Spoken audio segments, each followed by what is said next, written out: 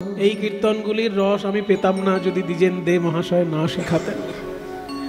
ভাগ্যে সেই রকম গুরু আমার জীবনে পেয়েছিলাম, তা নাহলে কীর্তন নিয়ে হয়তো সারা জীবন ব্যবসা হতো, কোনোদিন রস আস্বাদন হতো না। কীর্তন নিয়ে ব্যবসা করা খুব সহজ, কিন্তু কীর্তন শেখাটা সহজও নয় আর অল্প ভাগ্যের কথাও নয়। ভাগ্য ভালো না থাকলে এইরকম গুরু পাওয়া যায় না। দ্বিজেন দে মহাশয়কে ভাগ্যিস জীবনে পেয়েছিলাম, তা নাহলে এরকম একটা সুন্দর কীর্তন গান আছে আমার কোনোদিন জানাই থাকতো না। জয় নিতাই। উপস্থিত সকল গৌর গোবিন্দ অনুরাগী ভক্তবৃন্দ, সবার শ্রীচরণে আমার কোটি কোটি দণ্ডবৎ প্রণাম। আজ আমাদের বড় আনন্দের বিষয়, এই শুভ সন্ধ্যায় আমরা সকলে সমবেত হয়েছি ভুবন মঙ্গল হরি সংকীর্তনের রসাস্বাদন করার জন্য। আমার কর্মস্থলের বড় প্রিয়জন সুব্রত দা অনেক দায়িত্ব নিয়ে অনেক কাজ করেন, তিনি বারবার করে অনুরোধ করেছেন, সেই জন্য এই বছর আমি তাকে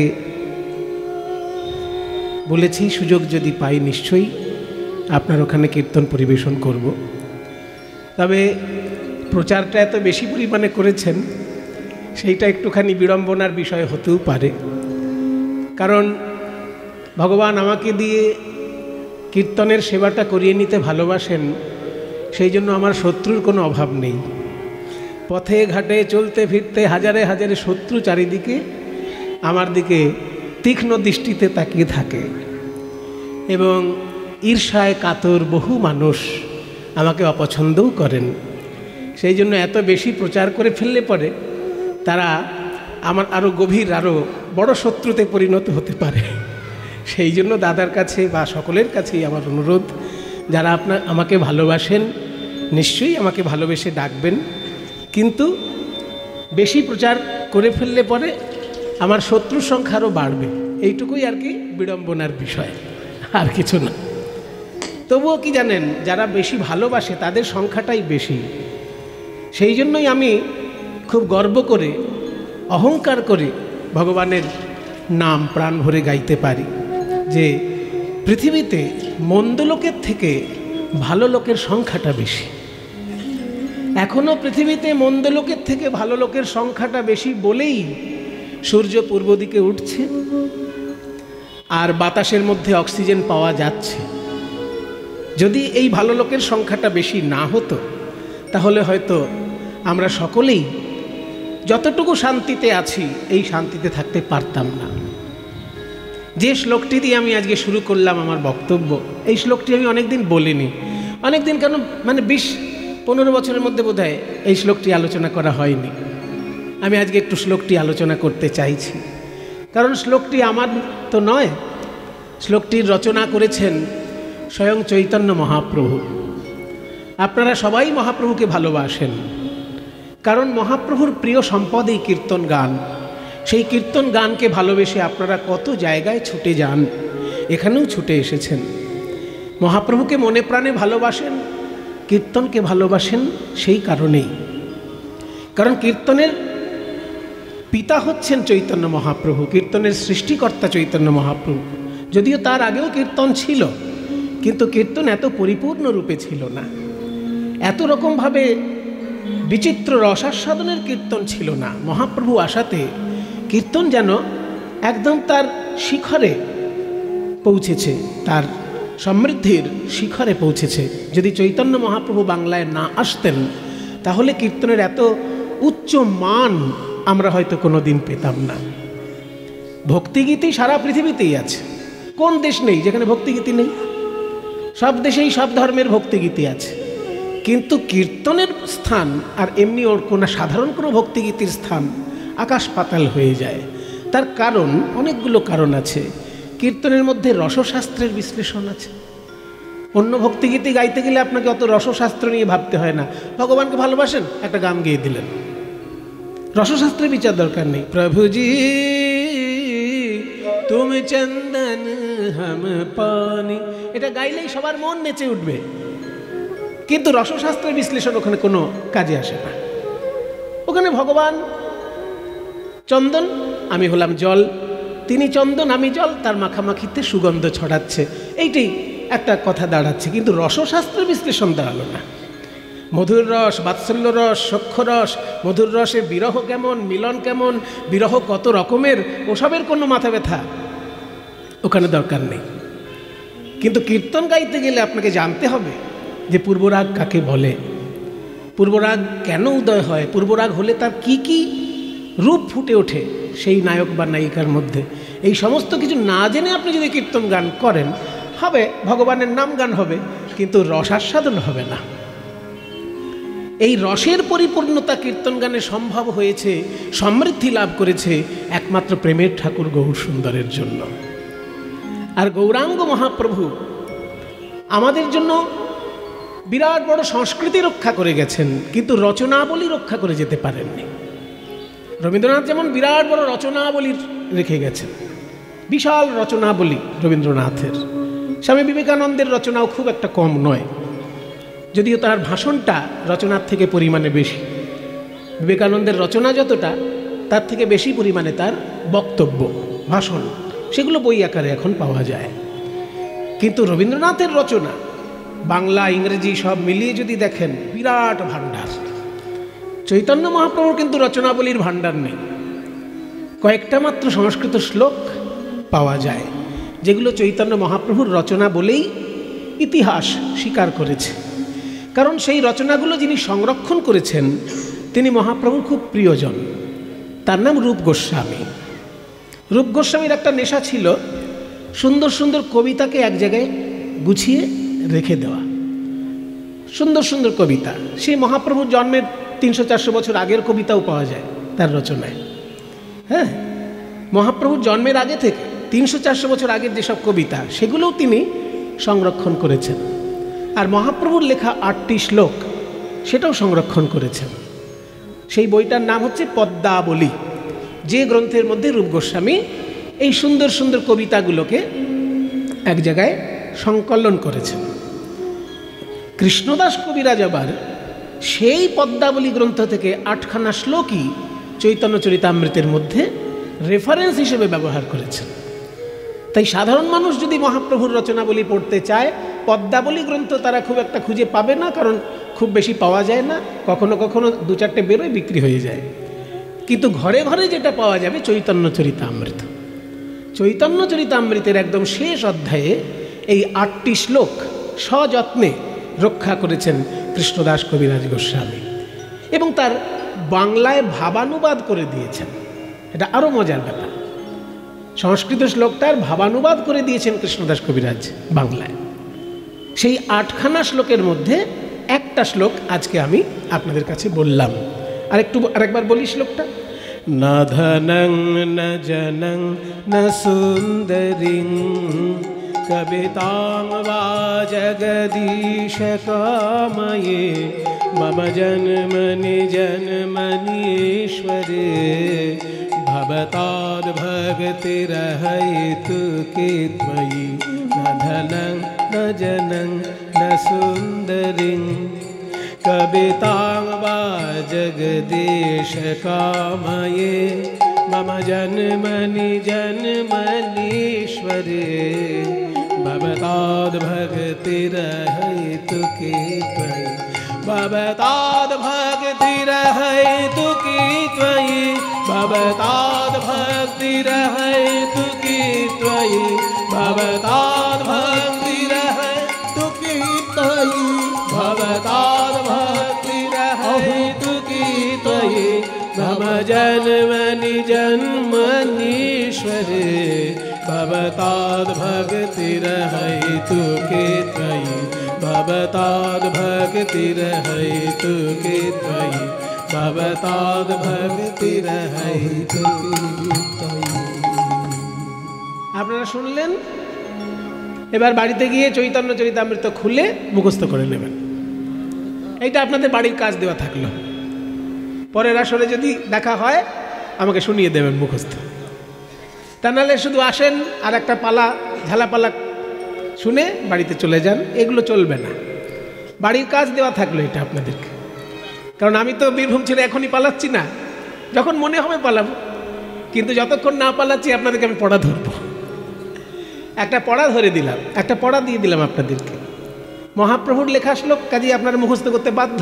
যদি বলতাম আমার লেখা শ্লোক, ও কারোর গায়ে লাগতো, মুখস্থ কিসের করতে, কেন করতে যাব, কোথাকার সুমন, কেন মুখস্থ করবো? কিন্তু মহাপ্রভুকে তার বলতে পারবেন না কোথাকার মহাপ্রভু। আপনাদের প্রাণের ধন মহাপ্রভু, কে যেন তার লেখা শ্লোক আমি শুধু সুরে তালে একটু পরিবেশন করলাম, মুখস্থ করার দায়িত্ব আপনাদের রইল। এবার ব্যাখ্যা করি। মহাপ্রভু কৃষ্ণকে উদ্দেশ্য করে বলছেন যে আমি তোমার কাছে কি কি চাই না আর কি কি চাই। যেগুলো চাই না তার লিস্ট আগে ধরিয়েছেন, আর যেটা চাই সেটা একটাই জিনিস, সেজন্য শেষে আছে। যেটা যেটা চাই না সেইগুলোকে বাছাটা খুব কঠিন কাজ। মনে করুন আপনার কাছে 4টে জিনিস আছে, একটা বাড়ি আছে, একটা গাড়ি আছে, একটা শাড়ি আছে, এক থালা ভাত আছে। এবার এই 4টের মধ্যে কোনটা কোনটা আপনি বাদ দিতে পারেন সেটা ভাবাটা কঠিন।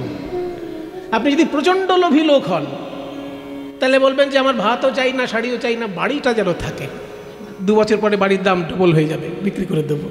আর খেতে যে পাবো না ভাত না হলে, সেটা মাথায় ঢুকলো না। আগে তো খাবারটা চাই। সাধারণ লোক হলে বলতো যে আমার বাড়ি দরকার নেই, শাড়িও দরকার নেই, গামছা পরে কাটিয়ে দেবো, গামছা পরে কাটিয়ে দেবো, কিন্তু খেতে না পেলে বাঁচবো কী করে? ওই জন্য খাবারটা আগে দরকার। তাহলে 4টের মধ্যে কোন কোনটা চাই না আর কোনটা চাই, এটা বেছে বলাটায় খুব বুদ্ধি লাগে, বোকা লোকের কাজ নয়। যে কোনটা কোনটা চাই না এটা বলার ক্ষমতা দরকার হয় এবং বুদ্ধি লাগে, সেটা সবার হয় না। তাই মহাপ্রভু শিখিয়ে দিচ্ছেন আমাদেরকে যে কোনটা কোনটা চাই না। প্রথমেই এমন একটা জিনিস চাই না বললেন, সেটা শুনলে সকলে আপনাদের খারাপ লাগবে। না ধনং, ব্যাস। ন মানে না, আর ধনং মানে ব্যাস। টাকা পয়সা চাই না এটা কেউ কখনো বলতে পারে? কেউ বলতে পারে না। সাধারণ সংসারী লোক যদি টাকা পয়সা না জমায় তাহলে সে মহাপাপী। কিছু কিছু কথা বলে ফেলবো যা শুনে আপনাদের খারাপও লাগতে পারে, ভালোও লাগতে পারে, কিন্তু প্রচণ্ড বাস্তব।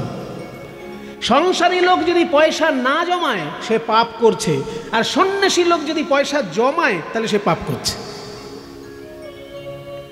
এটা আমার কথা নয়, চৈতন্য মহাপ্রভুর কথা। চৈতন্য মহাপ্রভুর জীবনীটা খুলে দেখুন, পেয়ে যাবেন সেইখানে। গোবিন্দ ঘোষ যখন মহাপ্রভুকে একটু আমলকি খেতে দিল মুখশুদ্ধি হিসেবে, পরের দিন আবার সেই আমলকি একটুখানি জমিয়ে রেখেছিল, পরের দিন সেই জমানো আমলকিটা বার করে মহাপ্রভুকে দিয়েছে। তখন মহাপ্রভু বললেন, কালকে আমলকি আনতে তোমার এত দেরি হলো, আজকে আমলকি আনতে এত তাড়াতাড়ি দিলে কি করে? বলে, কালকে যে ভিক্ষে করেছিলাম সেটা জমিয়ে রেখেছিলাম, আজকে তোমায় দিয়ে দিলাম। সঙ্গে সঙ্গে মহাপ্রভু বললেন যে তুমি সন্ন্যাসীর সঙ্গে থাকবে আর সংসারী লোকের মতো ব্যবহার করবে, তাহলে তো তোমার আমার সঙ্গে থাকা চলবে না। কত কঠোর মহাপ্রভু দেখেছেন বৈরাগ্যের ব্যাপারে, কত কঠোর।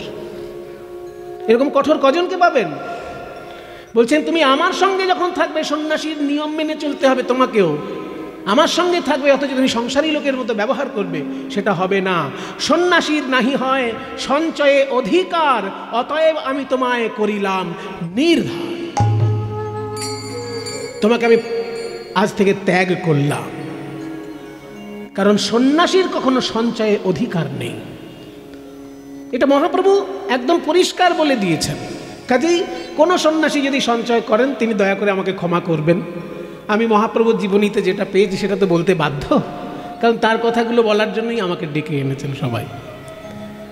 সন্ন্যাসী লোক যদি সঞ্চয় করে তাহলে সে পাপী, আর সংসারী লোক যদি সঞ্চয় না করে তাহলে সে পাপী। তার উদাহরণও মহাপ্রভু রেখেছেন। সংসারী লোক যদি সঞ্চয় না করে সে যে পাপী, তার উদাহরণ মহাপ্রভু রেখেছেন। কোথায়? বাসুদেব দত্ত। বাসুদেব দত্ত একবার প্রতিবার উৎসব করত, এত উৎসব করত যে তার চারিদিকে ধার দেনা হয়ে যেত। লোকের কাছে ধার করে উৎসব করত। আমার এই বদভ্যাসটা ছিল। আমিও যখন উৎসব করতাম হাতে পয়সা থাকতো না, ধার করে উৎসব করলাম। প্রত্যেকবারই ধার হয়, তারপরে কীর্তন টীর্তন গিয়ে ধারগুলো শোধ করে দিই। এরকম বছরের পর বছর চলেছে। যেই করোনায় এসে পড়লাম, ধার করা হয়ে গেছে, এবার করোনায় গান বন্ধ, আর পয়সা নেই, লোককে ধার শোধ করা যাচ্ছে না। শেষকালে হলো কি জানেন, 2 লক্ষ টাকা সুদ দিতে হয়েছে শুধু। তখন থেকে কান ধরেছি যে ধার করে আর উৎসব করব না। আমি পাপ করেছি, ধার করে যখন আমি উৎসব করেছি আমি পাপ করেছি। এই পাপ মহাপ্রভুর যুগেও একজন করেছে, তার নাম বাসুদেব দত্ত। তখন মহাপ্রভু বাসুদেব দত্তকে ধমক দিয়েছিলেন যে তুমি সংসারী লোক হয়ে কেন এরকম ভাবে ধার দেনা করে উৎসব করছো? সংসারী লোক হয়ে এরকম ধার দেনা করে উৎসব করছো, তোমার লজ্জা করে না? তোমার কাছে কোনোদিন লক্ষ্মী আসবে? লক্ষ্মী তোমাকে দূর থেকে দেখেই পালিয়ে যাবে। সেই জন্য বাসুদেব দত্তকে খুব ধমক দিয়েছিলেন, প্রচণ্ড ধমক দিয়েছিলেন। কারণ তিনি এরকমভাবে সংসারী লোক হয়ে সঞ্চয় না করে সব উড়িয়ে দিয়ে উৎসব করে দিতেন। এই জিনিসটা ভালো নয়, সংসারী লোকের পক্ষে ভালো নয়। তাই সংসারী লোক সঞ্চয় না করলে পাপ করে, আর সন্ন্যাসী লোক সঞ্চয় করলে পাপ করে। তাই চৈতন্যদেব যখন শ্রীকৃষ্ণের কাছে প্রার্থনা করছেন যে আমি জীবনে কি কি চাই না, তার মধ্যে 1 নম্বরে রেখেছেন সম্পদ। আমি টাকা পয়সা চাই না। ন ধনং, প্রথমেই বললেন ন ধনং, তারপরে বললেন ন জনং। আমি মানুষের কাছ থেকে সহযোগিতাও চাই না। আমি আমারটা নিজে ভিক্ষা করলে কেউ খেতে দিলে খাবো, ভিক্ষা কেউ খেতে না দিলে নদীতে জল আছে, গাছের পাতা আছে। কারোর ফল কেড়ে খেতে গেলে তো লাঠি নিয়ে তাড়া করবে, ফল খাওয়ার দরকার নেই, পাতা তো আছে। যদি আম না খেয়ে 2টো আম পাতা খাই তাহলে কেউ তো আমাকে তাড়া করবে না। কাজেই গাছের পাতা আছে আর নদীতে জল আছে। ছাগল গরু যখন পাতা খেয়ে বেঁচে থাকে, মরে না, আমি পাতা খেয়ে বেঁচে থাকবো। কারণ সহযোগিতা আমি চাই না। তাই বলছেন আমি টাকা পয়সা চাই না। ন জনং, মানুষের সহযোগিতাতেও আমি বেঁচে থাকতে চাই না। আরও যেটা চাইলেন ন সুন্দরীং কবিতাং। এখানে কিছু কিছু বোকা লোকে ব্যাখ্যা করে সুন্দরীকেও চাই না, কবিতাকেও চাই না। কথাটা ঠিক তা নয়। সুন্দরী কবিতা চাই না, এখানে সুন্দরী শব্দটা অ্যাডজেক্টিভ, কবিতা শব্দটাই নাউন। সুন্দরী কবিতা মানে সুন্দর কাব্য শক্তি। সুন্দরী অ্যান্ড কবিতা সেটা কিন্তু নয়। সুন্দর কবিতা, কবিতাটা যেহেতু স্ত্রীলিঙ্গ, ওই জন্য তার অ্যাডজেক্টিভটা স্ত্রীলিঙ্গ। এটা সংস্কৃতের নিয়ম। সংস্কৃত ভাষার নিয়ম হচ্ছে মূল শব্দটা, বিশেষ্য পদটা যে লিঙ্গে হবে তার বিশেষণটাও সেই লিঙ্গে হবে। হ্যাঁ, যেমন সুন্দর বালক, সুন্দর ছেলে, কিন্তু সুন্দর বালিকা বলা যাবে না, সুন্দরী বালিকা। বালিকাটা যেহেতু স্ত্রীলিঙ্গ, ওই জন্য তাকে অ্যাডজেক্টিভ দিতে গেলে সুন্দর বালিকা বলা যাবে না, সুন্দরী বালিকা বলতে হবে। তাই কবিতা শব্দটা যেহেতু স্ত্রীলিঙ্গ, তার অ্যাডজেক্টিভটাও বিশেষণটাও স্ত্রীলিঙ্গ হবে, সুন্দরীং কবিতাং। না ধনং না জনং না সুন্দরীং কবিতাং বা। তাহলে 3টে জিনিস বললেন মহাপ্রভু আমি চাই না, যেগুলো পাবার জন্য লোকে ব্যাকুল থাকে। কবিতা লেখার ক্ষমতা সবার থাকে না। পৃথিবীর বুকে কবিতা লিখে বিশ্ববিখ্যাত হয়ে আছেন কবিগুরু রবীন্দ্রনাথ ঠাকুর, কিন্তু মহাপ্রভু বলছেন আমি সেটাও চাই না। কিন্তু তিনি লিখে ফেলেছেন কবিতা, যেটা লিখছেন সেটা কিন্তু কবিতাই। মহাপ্রভু কিন্তু না চাইতেই কাব্যশক্তি নিয়েই জন্মগ্রহণ করেছেন। উনি গদ্যে লেখেননি, কথাটা কবিতাতেই লিখেছেন। কিন্তু বলছেন যে কাব্যশক্তি পাবার জন্য যে লোকের ভিতরে একটা লালসা থাকে বা একটা নাম ডাক পাবার যে বাসনা থাকে, সেটা আমার দরকার নেই। কাব্যশক্তি যদি এসে জোটে তো জুটুক। ন সুন্দরীং কবিতাং বা জগদীশ কাময়ে। হে জগদীশ্বর, আমি চাই না। ন কাময়ে, নগুলো আগে আছে, কাময়ে মানে কামনা করি, নগুলো আগে, কামনা করি না। কি না, সম্পত্তি চাই না, লোকজনের সহযোগিতায় বেঁচে থাকবো সেটাও চাই না, কাব্যশক্তি নিয়ে লোককে কবিতা ফলিয়ে দেখিয়ে বেড়াবো সেটাও চাই না। তাহলে কি চাও কি? 3টে জিনিস বললেন চাই না। এবার চাই একটাই জিনিস, মামা জন্মানি জন্মানি, আমার যেন জন্মে জন্মে ঈশ্বরে ত্বয়ি, হে ঈশ্বর তোমাতে যেন আমার জন্মে জন্মে ভবতাদ ভক্তি, ভক্তি যেন থাকে। ভবতাদ মানে হোক, হয় যেন, ভবতাদ যেন হয় ভক্তি। জন্মে জন্মে তোমার চরণে যেন আমার ভক্তি হয়, ভক্তি থাকে। ভক্তিটা কেমন? অহৈতুকী। এইখানে আর একটা মজা দিয়ে দিয়েছে। সাধারণ কথা বললেন না, ভক্তি চাই জন্মে জন্মে, তা বলল না, বললেন অহৈতুকী ভক্তি চাই, যে ভক্তির ভেতরে কোনো কারণ থাকবে না। অহৈতুকী মানে হেতু যেখানে থাকবে না। আমরা সবসময় বলি না যে হে মা, মা তারা, আমার ছেলের যদি চাকরি হয়ে যায় জোড়া পাঁটা দেবো মা, বলি। তাহলে এখানে জোড়া পাঁটা দিয়ে মা তারার কাছে আমি মানত করলাম, অত্যন্ত ভক্তি আমার, তাই কি না, ছেলের যাতে চাকরি হয় সেই জন্য। তাহলে কারণ থাকলো ভক্তির। অনেকে কীর্তনও করান কোনো একটা কামনা বাসনা নিয়ে, যে আমার কারোর হয়তো রোগ হয়েছে, এই রোগ থেকে যেন মুক্ত হয়ে যায়, ঠাকুর কীর্তন করাবো, হয় অনেক সময়। কিন্তু এই কামনা বাসনাকে কেন্দ্র করে যে ভক্তি, সে ভক্তি মহাপ্রভু বলছেন আমি চাই না। যে চাই চাক, আমি চাই না। অহৈতুকী ভক্তি মানে হেতুহীন ভক্তি। ভক্তি শব্দের অর্থ কি? ভক্তি শব্দের অর্থটা কি? ভক্তি শব্দের অর্থ হচ্ছে সেবা। ভজ ধাতু থেকে ভক্তি এসেছে। ভজন আর ভক্তি দুটো শব্দই একই শব্দ। এখানে তি প্রত্যয়, ওখানে অনট প্রত্যয়। যেমন গম ধাতুর সঙ্গে অনট প্রত্যয় করে গমন, আর গম ধাতুর সঙ্গে তি প্রত্যয় করে গতি। তাহলে গমন আর গতি প্রায় কাছাকাছি শব্দ। ঠিক তেমনি ভজন আর ভক্তি একই ব্যাপার, মানেটা একই, সেবা করা। যেন জন্মে জন্মে তোমার সেবা করতে পারি এবং সেই সেবার পেছনে কোনো কারণ না থাকে, যে তুমি আমার এই মনোবাসনা পূর্ণ করেছো ওই জন্য সেবা করলাম, তাহলে কিন্তু ওটা হলো না।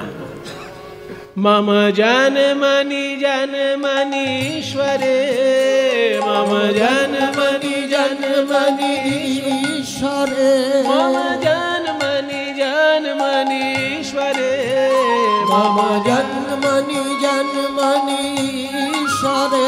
ভবতাদ ভক্তির হেতুকে ত্বয়ি, ভবতাদ ভক্তির হেতুকে ত্বয়ি। न धनं न जनं न सुन्दरीं कवितां वा जगदीश कामये। मम जन्मनि जन्मनीश्वरे, भवताद् भक्तिर्हेतुके त्वयि, भवताद् भक्तिर्हेतुके त्वयि, भवताद् भक्तिर्हेतुके त्वयि। मम जन्मनि जन्मनि ईश्वरे, भवताद् भक्तिर्हेतुके त्वयि। जन्मे जन्मे যেন তোমার চরণে আমার অকারণ ভক্তি, হেতুহীন ভক্তি থাকে প্রভু। তাহলে মহাপ্রভুর একটি শ্লোক আমরা শুনলাম, সেই শ্লোকটিতে মহাপ্রভু যা বলেছেন সেই প্রার্থনা সমস্ত ভক্তের হৃদয়ের প্রার্থনা। যারাই ভগবানকে ভালোবাসে তাদের সকলেরই এই প্রার্থনা। এবার আমরা দেখি পদকর্তা কি বলছেন। পদকর্তা বলছেন, দেখো গৌরাঙ্গ মহাপ্রভু অবতার আর মৎস্যকূর্ম বরাহ বামন অবতার। তা বলে ওই মৎস্যকূর্ম বরাহ বামনের সঙ্গে গৌরাঙ্গ মহাপ্রভুকে গুলিয়ে ফেলো না। তারা এসেছেন এক একটা কারণে, আর মহাপ্রভুর আগমনের বহু কারণ। তারা এসেছেন কেন না, গীতায় বলা আছে অবতার হয় কেন? পরিত্রাণায় সাধূনাং বিনাশায় চ দুষ্কৃতাম ধর্ম সংস্থাপনার্থায় সম্ভবামি যুগে যুগে। যুগে যুগে আমি আসি, ভগবান বলছেন। তিনটে প্রধান কারণ দেখিয়েছে, যদিও তার কারণ আগে থেকেই আছে। যদা যদা হি ধর্মস্য গ্লানির্ভবতি। প্রথম কারণ হচ্ছে যখন যখনই ধর্মে গ্লানি এসে জমে যাবে, ভগবানের নিজের তৈরি ধর্ম, আর সেই ধর্মে যখন গ্লানি প্রবেশ করে, জুয়াচুরি ঠকবাজি যখন প্রবেশ করে, ধর্ম নিয়ে যখন মানুষের ক্ষতির কারণ হয়, তখন ভগবান নিজে নেমে আসেন সঠিক ধর্মকে রক্ষা করার জন্য। তাই বলছে ধর্মে যখন গ্লানি আসে তখন আমি আসি। অভ্যুত্থানম অধর্মস্য, যখন অধর্মের অভ্যুত্থান হয় তখন আমি আসি। পরিত্রাণায় সাধুনাম, সাধুদেরকে রক্ষা করার জন্য আমি আসি। বিনাশায় চ দুষ্কৃতাম, দুষ্কৃতীদেরকে বিনাশ করার জন্য আমি আসি। এবং ধর্ম সংস্থাপনার্থায়, ধর্মকে পরিষ্কার পরিচ্ছন্ন করে প্রতিষ্ঠা করার জন্য আমি আসি। এই 5টা কারণ ভগবান দেখিয়েছেন কেন অবতার আসে। তো সেই একই কারণে কিন্তু মৎস্য, কুর্ম, বরাহ, বামন, নৃসিংহ সব অবতার, কারণ ওইগুলোই। কিন্তু চৈতন্যদেবের যে আগমন, তাতে শুধুমাত্র ধর্ম রক্ষা, দুষ্কৃতি দমন আর সাধু রক্ষা তা নয়, সাধুর পরিত্রাণ শুধু তাই নয়। সেখানে কি ঘটল না, যে বিশুদ্ধ প্রেম গোলকের ভাণ্ডারে থাকে, যা মানুষের ধরাছোঁয়ার বাইরে ছিল, সেই গোলকের প্রেম এসে মহাপ্রভু জনে জনে বিতরণ করে দিলেন। তাই অন্য 5টা অবতারের সঙ্গে মহাপ্রভুকে গুলিয়ে ফেললে চলবে না। পদকর্তা বলছেন, বড় অবতার ভাই, বড় অবতার, এই যে পতিতেরে বিলাউল প্রেমের ভাণ্ডার। গৌর অবতারের কথা বলছে, গৌরাঙ্গের অরুণার কথা কহিবারে নারী, সংকীর্তন মাঝে নাচে কুলের বৌহারি। মহিলাদেরকে সম্মান দেওয়া, এটা বড় বড় ধর্মের মধ্যে খুব বেশি দেখা যায় না। আপনি দেখুন অন্যান্য ধর্মের ক্ষেত্রে আমরা দেখতে পাই যে নারীদের সম্মান খুব বেশি কিন্তু নেই। 3টে প্রধান ধর্ম, তো মূলত 4-5টাই প্রধান ধর্ম আছে। পৃথিবীতে সব থেকে বেশি সংখ্যায় কোন ধর্মের লোক বাস করে? খ্রিস্টান। পৃথিবীতে খ্রিস্টান ধর্মের লোক সব থেকে বেশি। তার কারণ কি? তার কারণ হচ্ছে ইউরোপিয়ানরা যেখানেই গিয়ে দেশ দখল করেছে, সঙ্গে সঙ্গে খ্রিস্টান ধর্ম প্রচার করে দিয়েছে। তা নাহলে আফ্রিকার ওই জঙ্গলে কে চিনবে যীশু খ্রিস্টকে বলুন? আফ্রিকার যে জঙ্গলে মানুষ জীবনে সংস্কৃতির মানে সভ্যতার আলো জীবনে যারা দেখেনি, তারা কি করে যীশু খ্রিস্টকে চিনবে? যীশু খ্রিস্টকে চিনতে গেলে তো একটু ইংরেজি পড়তে হবে, একটু বাইবেল পড়তে হবে। কাজেই ইউরোপিয়ানরা যেখানেই দেশ দখল করেছে, সে আফ্রিকার দেশ হোক আর আমেরিকার দেশ হোক, আফ্রিকা আর আমেরিকা যেখানেই দখল করেছে ইউরোপিয়ানরা, সঙ্গে সঙ্গে বড় বড় খ্রিস্টান সাধুদেরকে নিয়ে গেছে, বলে ধর্ম প্রচারের দায়িত্ব আপনাদের আর ব্যবসা করার দায়িত্ব আমাদের। 2 ধরনের ইউরোপিয়ান সারা পৃথিবীতে দেশ দখল করেছে।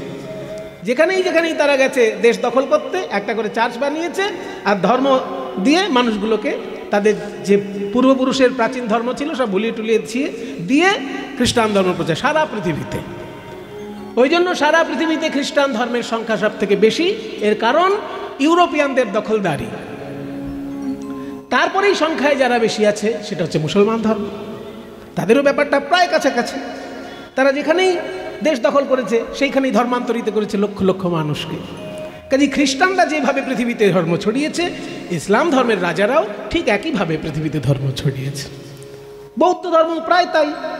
কারণ বুদ্ধ যখন ছিলেন বা তারপরে তার প্রভাবে যখন ওই উড়িষ্যার যে বিরাট যুদ্ধ হয়েছিল, রাজা অশোক নিজের ছেলেকে দিয়ে বিদেশে ধর্ম প্রচার করেছেন, নিজের মেয়েকে দিয়ে বিদেশে বৌদ্ধ ধর্ম প্রচার করেছেন।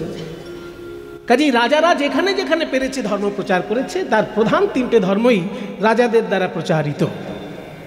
কি খ্রিস্টান ধর্ম, কি ইসলাম ধর্ম, কি বৌদ্ধ ধর্ম। কিন্তু সনাতন ধর্ম খুব বেশি রাজাদের দ্বারা প্রচার পায়নি, সাধু সন্ন্যাসীদের দ্বারাই বেশি প্রচার পেয়েছে। তাই পৃথিবীতে সব থেকে বেশি সংখ্যার যে লোক থাকে সেটা খ্রিস্টান ধর্মে, তারপরে ইসলাম ধর্ম, তারপরে হিন্দু ধর্ম, তারপরে বৌদ্ধ ধর্ম। তো এই যে ধর্মগুলো দেখবেন, সেখানে কিন্তু নারীর সম্মান মধ্যযুগে কোনো ধর্মতেই দেওয়া হয়নি। কোনো ধর্মকেই নারীকে সম্মান ভালো করে দেওয়া হয়নি। একমাত্র তন্ত্র আর যোগ ছাড়া যেখানে যেখানে তন্ত্র পৌঁছেছে সেইখানে নারীর সম্মান উপরে আছে। কারণ তন্ত্র ছাড়া অন্য কোনো ধর্মে দেবতাকে ঈশ্বরী বলে সম্মান করা হচ্ছে না। সব জায়গায় ভগবান যেন পুরুষ মানুষ, নারীকে ভগবান হিসেবে দেখা, এটা তন্ত্রের দর্শন কিংবা বৈষ্ণব ধর্মেরও দর্শন। কারণ বৈষ্ণব ধর্মে কৃষ্ণের উপরেও রাধারানীর সম্মান। বৃন্দাবনে কেউ শ্রীকৃষ্ণ জয় কৃষ্ণ জয় শ্যামসুন্দর বলে না, সবাই কি বলে? রাধে রাধে রাধে বলে বৃন্দাবনে। তাহলে কৃষ্ণের উপরে সেখানে রাধারানীর সম্মান। কাজী বৈষ্ণব ধর্ম আর তান্ত্রিকতা, এখানে কিন্তু নারীর সম্মান উপরে। বাকি সব ধর্ম, আপনি খ্রিস্টান ধর্মে দেখুন, গড তাকে যদি বলা হয় তাকে ফাদার বলা হয়, কই মাদার তো বলা হচ্ছে না। গডকে কখনো মাদার বলা হচ্ছে কি খ্রিস্টান ধর্মে? গডকে ফাদার বলা হচ্ছে। তাহলে পুরুষ। ইসলাম ধর্মে যদি আল্লাহ যার নাম, তাকে কি কখনো নারী হিসেবে চিন্তা করা হয়েছে? আল্লাহকে পুরুষ মানুষ হিসেবেই চিন্তা করা হয়েছে। এবং বৌদ্ধ ধর্মে বুদ্ধদেব তো পুরুষ মানুষ বটেই, সাক্ষাৎ দেখা যাচ্ছে। হিন্দু ধর্মের মধ্যে তন্ত্রের যারা উপাসক এবং বৈষ্ণব ভাবনার যারা উপাসক, তারা কিন্তু নারীকে বিরাট সম্মান দিয়েছেন। তার প্রমাণ বৃন্দাবনে কৃষ্ণের থেকেও রাধারানীর জয়ধ্বনি বেশি। আর শাক্ত যারা, তাদের কাছে শিবের থেকেও মায়ের যেন জয়ধ্বনি বেশি। তাই একাদশ রুদ্র থাকলেও শিব সেই একটা রূপেই পুজো পাচ্ছেন, কিন্তু দশমহাবিদ্যার পুজো সমান সম্মানে তন্ত্রের মধ্যে বিরাজ করছে। বৈষ্ণব ধর্মে নারীর সম্মান উপরে দিয়ে গেছেন চৈতন্যদেব। তার প্রমাণ মহাপ্রভু যখন ইহলোক ত্যাগ করলেন, নিতাই চাঁদ যখন ইহলোক ত্যাগ করলেন, তখন নিত্যানন্দের স্ত্রী জাহ্নবা দেবী দীক্ষা দিয়ে বৈষ্ণব ধর্মকে প্লাবিত করে দিলেন বাংলার বুকে। তাহলে নারী যেখানে সমাজের মাথা, সেখানে জাহ্নবা দেবী সেটা হচ্ছে নিতাই চাঁদ। নিতাই চাঁদের স্ত্রী জাহ্নবা দেবী, তার সাক্ষাৎ শিষ্য হচ্ছে পদকর্তা জ্ঞানদাস। তার সাক্ষাৎ শিষ্য, আজকে যে পদটা গাইছি এই পদের লেখক যিনি, তিনিও তার সাক্ষাৎ শিষ্য। মা জাহ্নবার কাছে মন্ত্র পেয়েছিলেন, যার পদটা এখন গাইছি। সেই জন্য তিনি চোখের সামনে দেখেছেন যে অন্য কোনো ধর্মে নারীকে এতটা সম্মান দিল না, বৈষ্ণব ধর্ম কিন্তু দিল। কারণ নিত্যানন্দের আসনে মা জাহ্নবা বসে সকলকে দীক্ষা দিচ্ছেন, মানুষকে ভক্তিপথের অনুরাগী করছেন। এই কত বড় অবদান! রবীন্দ্রনাথের জীবনীতেও দেখবেন, রবীন্দ্রনাথের বাড়ির ভিতরে নারীদেরকে যারা পড়াশোনা, আচ্ছা উনি বলছেন যে ভক্তি আগে না মুক্তি আগে, কোনটা বড় সেটা নিয়ে আলোচনা করতে বলছেন। ঠিক আছে, আমি সংক্ষেপে বলবো। ভক্তি মানে সেবা আর মুক্তি মানে নিবৃত্তি। তাহলে কোনটা ভালো? যেটা আপনি ভালো মনে করবেন সেটাই ভালো। আপনি যদি মনে করেন যে না আমি সেবা করব না, কোনো বন্ধনের মধ্যে থাকবো না, তাহলে আপনার কাছে মুক্তিটাই শ্রেষ্ঠ হবে। কিন্তু আপনি যদি রবীন্দ্রনাথের মতন বলেন যে না, সমস্ত কিছু ভুলে গিয়ে শুধুমাত্র মুক্তি সাধনা আমার সাধনা নয়, আমি সমস্ত কর্মের মধ্যে দিয়েই মুক্তি পেতে চাই, তাহলে আপনার ভক্তি দরকার। কারণ ভক্তি ছাড়া আপনি তো সেবার মাধ্যমে ভগবানের কাছে এগোতে পারবেন না। তাই ভক্তি বলে সেবার মাধ্যমে ভগবানের কাছে এগিয়ে যাওয়া। আর যোগ বা বেদান্ত দর্শন বলে যে শুধু ব্রহ্ম চিন্তার মধ্যে দিয়ে ব্রহ্মের সঙ্গে বিলীন হওয়া। দুটো এক নয়, দুটোই দুটোর মতন শ্রেষ্ঠ। যে যে ভাবের ভাবুক সে সেই পথে এগিয়ে যেতে পারে। হরে কৃষ্ণ। সুধীভক্ত মণ্ডলী, অত্যন্ত আনন্দের সঙ্গে জানাই যে পশ্চিমবঙ্গ সরকারের স্টেট রুরাল ডেভেলপমেন্ট অথরিটির চেয়ারম্যান মাননীয় শ্রী অনুব্রত মণ্ডল মহাশয় আমাদের মধ্যে উপস্থিত হয়েছেন। আপনারা একটু ধৈর্য ধরে বসুন, আমরা এখন সম্প্রদায়কে বরণ করে নেব। সাধারণ সম্পাদক আমাদের অনুব্রতদাকে উত্তরীয় শাল দিয়ে বরণ করছেন। জয় নিতাই গৌর প্রেমা আনন্দে, হরি হরি বল, হরি বল, হরি বল।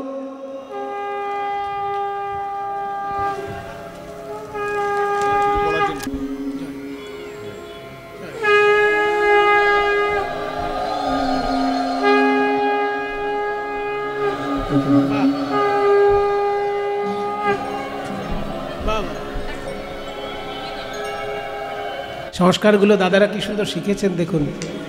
কীর্তনের জগতে কিন্তু বরণ আগে খোলকে করতে হয়, ওই জন্য মালাটা যখন সবারই এটা শিক্ষা। যেখানে যেখানে কীর্তন করান আপনারা এগুলো দেখে রাখুন। কীর্তনিয়াকেই আগে মালা পরিয়ে দিলেন, এটা হয় না। আগে শ্রীখোলের সম্মান, হ্যাঁ, তার জন্য আগে ডান দিকের খোল বাঁ দিকের খোল দেওয়া হলো, তারপর সবাইকে। আমার একটা জিনিস যেটা ভালো লেগেছিল বীরভূমের মাটিতে, যেটা আমি জন্ম থেকে বড় হওয়ার পর্যন্ত কখনো দেখিনি, সেটা আমি দেখেছি এই বোলপুরের ডাকবাংলো মাঠে।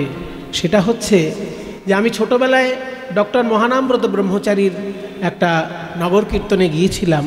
সেখানে 1000 শ্রীখোলের একটা নগর কীর্তন দেখেছিলাম। জীবনে আমি প্রথম 1000 শ্রীখোল সেইখানে একসঙ্গে দেখেছিলাম। আর তারপরে আমাদের এই দাদা 4000 শ্রীখোল বিতরণ করেছিলেন বোলপুরের মাঠে। আমি চোখের সামনে সেই 4000 শ্রীখোল বিতরণ দেখেছিলাম। সেই জন্য আপনাকে অনেক ধন্যবাদ জানাই যে গ্রাম বাংলার ঘরে ঘরে যাতে হরি সংকীর্তন নাম সংকীর্তনের আনন্দে সবাই থাকতে পারেন। সেই জন্য যাদের খোল করতাল কেনার মতন ক্ষমতা ছিল না, সেই জন্য দাদা কিন্তু বোলপুরের মাঠে 4000 শ্রীখোল এবং তার সেই পরিমাণে করতাল হাতে হাতে মানুষকে তুলে দিয়েছিলেন। সেই জন্য আমি ভগবানের কাছে কামনা করি দাদা যেন সুখে থাকেন, আপনারাও সবাই যেন ভালো থাকুন। এই হরি সংকীর্তন হচ্ছে আমাদের আসল সম্পদ, সেটা আমরা সবাই যেন ধরে রাখতে পারি। কাজেই যেটা আমি দেখেছি সেটা তো অস্বীকার করতে পারবো না, কোনোদিন অস্বীকার করতে পারবো না। যার কাছে যে উপকারটি পাওয়া যায় সেটা অস্বীকার করা যায় না। 1000 খোল দেখেছিলাম মহানামব্রত ব্রহ্মচারী সম্মেলনে, আর 4000 খোল দেখেছি আমাদের অনুব্রত মণ্ডল মহাশয়ের 4000 খোল বিতরণ অনুষ্ঠানটায় আমি উপস্থিত ছিলাম, সেটাই দেখতে পেয়েছি। আমার কিন্তু খুব আনন্দ হয়েছিল দাদা। নিতাই গৌর হরিবোল। আর রাজনীতির আমি খুব বেশি জানি না বা বুঝি না, দাদারা অনেক কিছু জানেন বোঝেন, সেই নিয়ে আমি কোনো কথা বলতে চাই না। কিন্তু একটা কথা না বললে নয়, যেটা আমরা পড়াশোনা করেছি, রাজনীতি না পড়লেও আমি কিন্তু পলিটিক্যাল সায়েন্স একটু পড়াশোনা করেছিলাম। তাতে আমি জানতে পেরেছিলাম যেটা, যে মুখ্যমন্ত্রীর দায়িত্ব কী, প্রধানমন্ত্রীর দায়িত্ব কী, রাষ্ট্রপতির দায়িত্ব কী, রাজ্যপালের দায়িত্ব কী, এগুলো আমাদের পড়াশোনার বিষয় ছিল। একটা জিনিস যেটা জানতে পারা যায় সেটা হচ্ছে যে কোনো দেশের রাজনীতি সুস্থ আছে কি না সেইটা জানার জন্য 5টা দিক আছে। সেই দেশের অর্থ ব্যবস্থাটা ভালো কিনা, সেই দেশের শিক্ষা ব্যবস্থাটা ভালো কিনা, সেই দেশের স্বাস্থ্য ব্যবস্থাটা ভালো কিনা, সেই দেশের কৃষিকর্মটা ভালো কিনা, আর সেই দেশের শিল্প বাণিজ্যটা ভালো কিনা। এই 5টা দিক যদি সুন্দরভাবে থাকে কোনো দেশে, তাহলে সেই দেশ কিন্তু, সেই দেশের রাজনীতি সুস্থ আছে। আমরা সবাই ভগবানের কাছে প্রার্থনা করি আমাদের বাংলা তথা আমাদের ভারতবর্ষে এই 5টা জিনিস যেন পরিপূর্ণরূপে আমরা আমাদের জীবনে দেখে যেতে পারি। সেটা হচ্ছে শিক্ষা ব্যবস্থা খুব সুন্দর যেন হয়, আমাদের স্বাস্থ্য যেন ব্যবস্থা যেন খুব ভালো হয়, আমাদের মানে কৃষিকর্ম যেন ভালো হয়, শিল্প বাণিজ্য যেন ভালো হয়। এই 5টা বিষয় আমাদের যেখানে ভালো থাকে, আর অর্থ ব্যবস্থা, এই 5টি জিনিস ভালো হলেই আমাদের দেশ সোনায় পরিপূর্ণ হয়ে যাবে। নিতাই গৌর প্রেমানন্দে হরি বল হরি বল। হ্যাঁ দাদা ভালো থাকুন। দাদা না না আপনি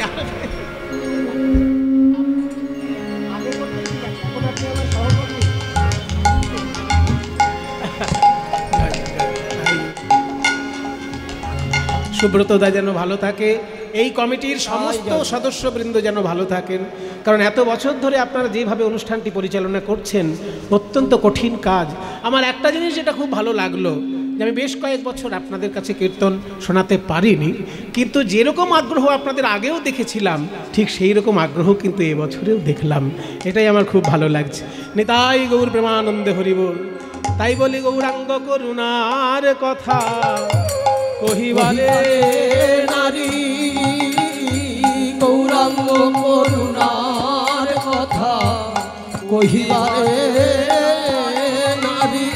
দেখো সংকীর্তন মাঝে নাচে কুলের বৌহারি গো, ওই সংকীর্তন মাঝে নাচে কুলের বৌহারি গো। উমা যবনেও নাচে গায়ে আবার বলে হরি না,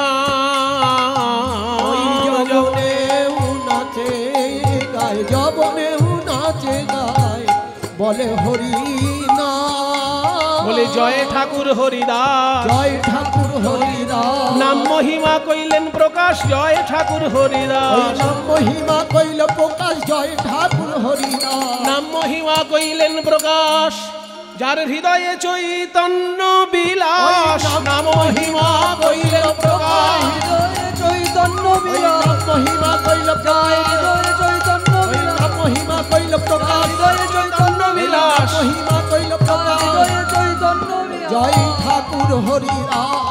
ওই যবনেও নাচে গায় আবার বলে হরি না, বলি হে নয়ব তারে সে বঞ্চিত বলরাম রে, হে নয়ব তারে সে বঞ্চিত বলরাম রে। পদটি সম্পূর্ণ হলো, পদের লেখক হচ্ছেন বলরাম দাস।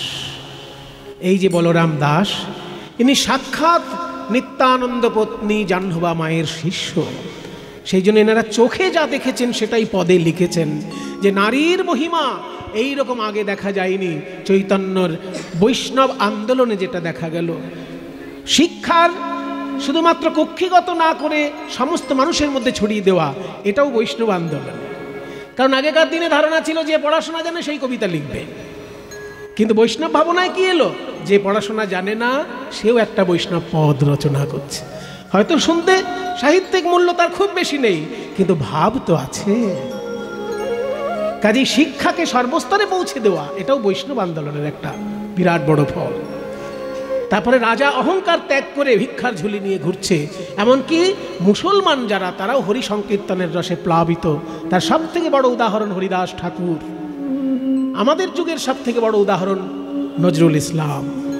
তার এত সুন্দর সুন্দর গান যে শুনলেই চোখে জল আসে। আজকে কোটি কোটি মুসলমান বাংলায় আছে, কিন্তু নজরুল ইসলাম কই? নজরুল ইসলামের বড় অভাব হয়ে গেছে বাংলার বুকে। সারা পৃথিবীতে কোটি কোটি মুসলমান, কিন্তু নজরুল ইসলামের সংখ্যা একেবারেই কমে গেছে। নজরুল ইসলাম দরকার, মানুষের মধ্যে সঠিক সম্প্রীতি আনতে নজরুল ইসলাম দরকার, নইলে কে গাইবে? সখী সে হরি কেমন নাম শুনে যার এত প্রেম জাগে, চোখে আনে এত জল। সখী সে হরি কেমন নাম শুনে যার এত প্রেম জাগে, চোখে আনে এত জল। সে হরি কেমন সে কি আসে এই পৃথিবীতে, গাহে রাধা নাম বাঁশরীতে। সে কি আসে এই পৃথিবীতে, গাহে রাধা নাম বাঁশরীতে। যার অনুরাগে বিরহ যমুনা হয়ে ওঠে চঞ্চল। সখী সে হরি কেমন নাম শুনে যার এত প্রেম জাগে, চোখে আনে এত জল। সখী সে হরি কেমন। নজরুল ইসলাম বলছেন, আপনারা তো ভগবানের নাম খুব ভালোবাসেন, আমাকে একটু বলতে পারবেন কোন নামে তাকে ডাকলে কাছে পাওয়া যায়?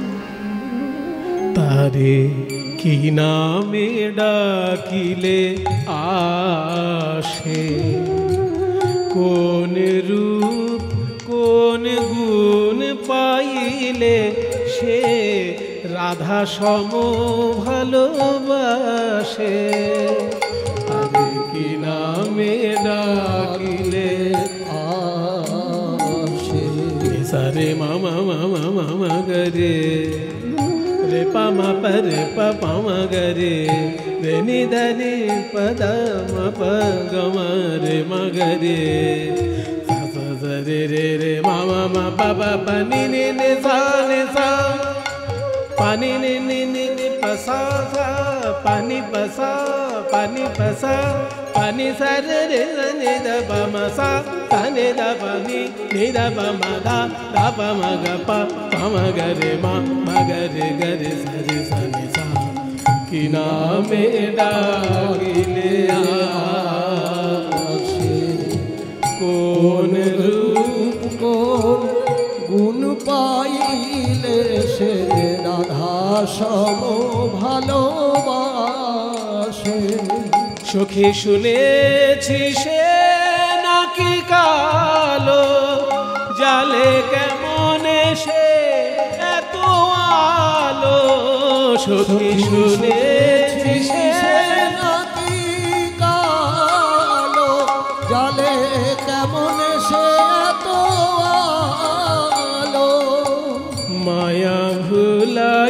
পৃথিবীতে মায়াবী সে নাকি করে গো মায়ার ছল সে হরি কেমন বল নাম শুনে যা এত প্রেম জাগে চোখে আনে এত জল সে হরি কেমন সখী বল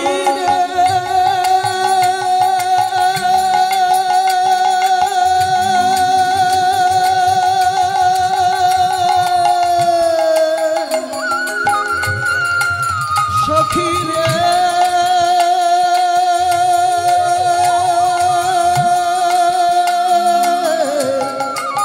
সখী রে নজরুল ইসলাম যে শুধু বড় কবি ছিলেন তা নয়, বড় মানুষ ছিলেন। যতটুকু আমি শুনেছি সরস্বতী পিসি এবং অন্যান্য আমাদের আচার্যদের মুখে, তারা বলেছেন হরিদাস করের কণ্ঠে কীর্তন শুনে তিনি হরিদাস করকে হাতে ধরে নিয়ে গেছিলেন রেডিওতে কীর্তন গাইবার জন্য। তাহলে এগুলো তো কীর্তন জগতে তার অবদান, এগুলো কি ভুললে চলবে? শুধু তিনি কবি নন, সমাজের ক্ষেত্রেও কীর্তনকে কতখানি ভালোবাসতেন যে হরিদাস করের কণ্ঠে কীর্তন শুনে তাকে সঙ্গে নিয়ে গিয়ে কীর্তন রেডিওতে গাইয়েছেন। এবং নজরুল ইসলাম নিজে রাধারানী দেবীকে অনেক কীর্তন শিখিয়ে দিয়েছেন এবং তার লেখা কীর্তন রাধারানী দেবী অনেক গিয়েছেন রেডিওতে। কাজী কীর্তন কতখানি ভালোবাসতেন নজরুল ইসলাম। আজকে মুসলমানের সংখ্যা প্রচুর বেড়েছে, কিন্তু নজরুল ইসলামের সংখ্যা বাড়ল কই? সারা পৃথিবীতে জঙ্গিদের দাপাদাপিতে আমরা অতিষ্ঠ হয়ে যাচ্ছি, কিন্তু নজরুল ইসলাম কই? এখন দরকার নজরুল ইসলামকে। তাই পদকর্তা বলছেন যে যবনেও নাচে গায় বলে হরিনাম, হেন অবতারে সে বঞ্চিত বলরাম।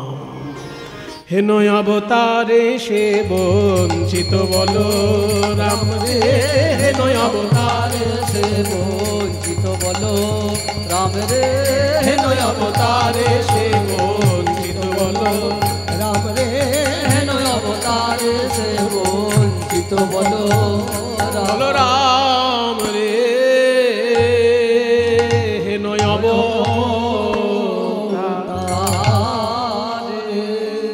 তাহলে গৌরাঙ্গ মহাপ্রভুর মহিমায় আমরা শুনলাম বলরাম দাসের পদ। এবার চলুন বৃন্দাবনে মনটাকে নিয়ে যাই। শ্রীকৃষ্ণ সখাদের সঙ্গে খেলা করছেন, সখাদের সঙ্গে খেলা করছেন গোবিন্দ আমার। কিভাবে? ব্রজ রাখা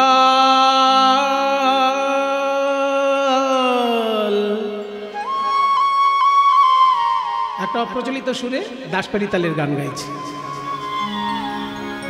এটাও দ্বিজেন বাবু মানে দ্বিজেন দে মহাশয়ের শেখালো, রাধারমণ কর্মকারের প্রিয় দোহা দ্বিজেন দে। ব্রজ রাখা কীর্তন জগতে এই সুরটির নাম হচ্ছে সারং। দুপুরবেলার রাগ সারং, কীর্তনে এইটিকেই সারঙের রূপ বলা হয়। ব্রজ রাখা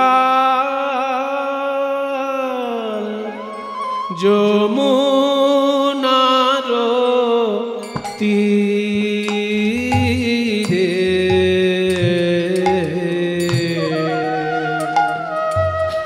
তরুতল সুশীতল রে,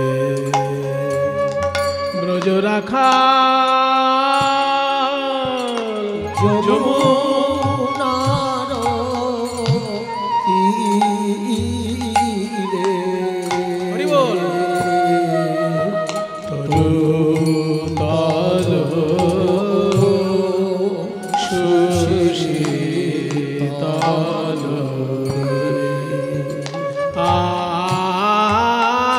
আশি মিলিল দোনো ভাই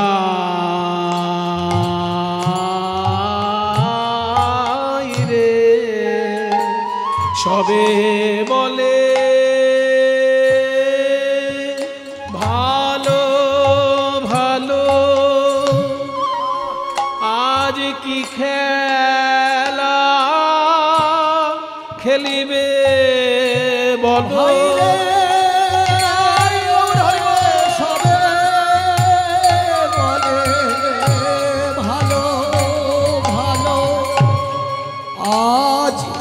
কি খেলা খেলিবে আরে সবে বলে ভালো ভালো আজ কি খেলা খেলিবে বলো